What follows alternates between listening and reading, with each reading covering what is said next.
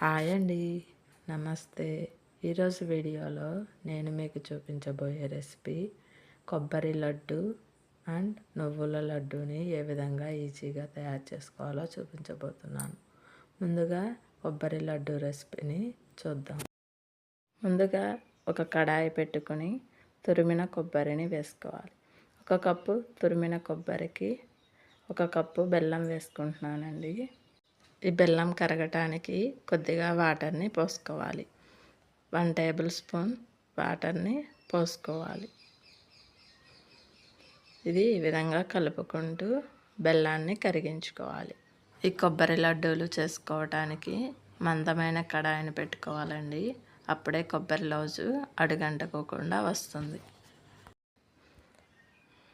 ఇది విధంగా కలుపుకుంటూనే చేసుకోవాలి, లేకపోతే అడుగంటేస్తుంది.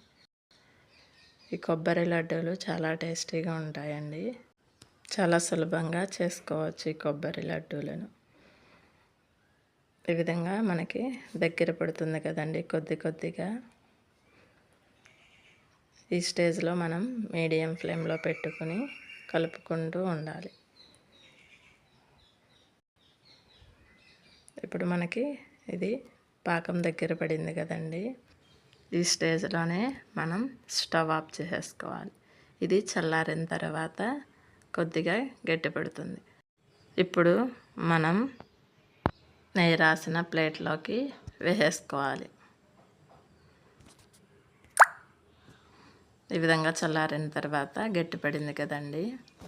ఇప్పుడు ఒకసారి మొత్తం కలుపుకొని ఈ మిశ్రమాన్ని కొద్ది కొద్దిగా తీసుకుంటూ ఉండలుగా చేసుకోవాలి. ఇదే విధంగా మొత్తం లడ్డూలను చేసుకోవాలి. ఈ విధంగా చల్లారిన తర్వాత చేసుకుంటే మనకి చేతులు కూడా కాలకుండా ఉంటాయండి. చాలా సులభంగా చేసుకోవచ్చు.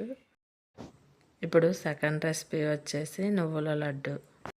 ముందుగా ఒక ప్యాన్ పెట్టుకుని కప్పు నువ్వులను వేసుకోవాలి. నువ్వులను లో ఫ్లేమ్లో పెట్టుకొని వేయించుకోవాలి. మనం ఏ కప్పుతో అయితే నువ్వులు తీసుకుంటున్నామో అదే కప్పుతో బెల్లాన్ని కూడా కలుచుకోవాలి. ఈ నువ్వులను ఈ విధంగా కలుపుకుంటూనే వేయించుకోవాలి. ఈ విధంగా వేగిన తర్వాత మనం ఒక ప్లేట్లోకి తీసుకుని పూర్తిగా చల్లారనివ్వాలి. ఇవి పూర్తిగా చల్లారిన తర్వాత ఒక మిక్సీ జార్లో వేసుకొని మెత్తగా మిక్సీ పట్టుకోవాలి. ఈ విధంగా మెత్తగా మిక్సీ పట్టుకున్న తర్వాత మనం బెల్లం వేసుకోవాలి. ఒక కప్పు నువ్వులకి 3/4 కప్పు బెల్లాన్ని వేసుకుని ఈ విధంగా మెత్తగా మిక్సీ పట్టుకోవాలి. ఇప్పుడు ఈ మిశ్రమాన్ని ఒక బౌల్లోకి వేసుకుని ఒకసారి మొత్తం కలిసే విధంగా కలుపుకోవాలి. ఈ నువ్వుల లడ్డు చాలా ఈజీగా అయిపోతుందండి. చాలా టేస్టీగా కూడా ఉంటుంది. మీరు కూడా ఒకసారి ట్రై చేసి ఎలా వచ్చిందో కామెంట్ చేయండి. ఈ మిశ్రమాన్ని కొద్ది కొద్దిగా తీసుకుంటూ లడ్డూలాగా చేసుకోవాలి. ఈ లడ్డు తినడం వల్ల చాలా మంచిదండి మనకి.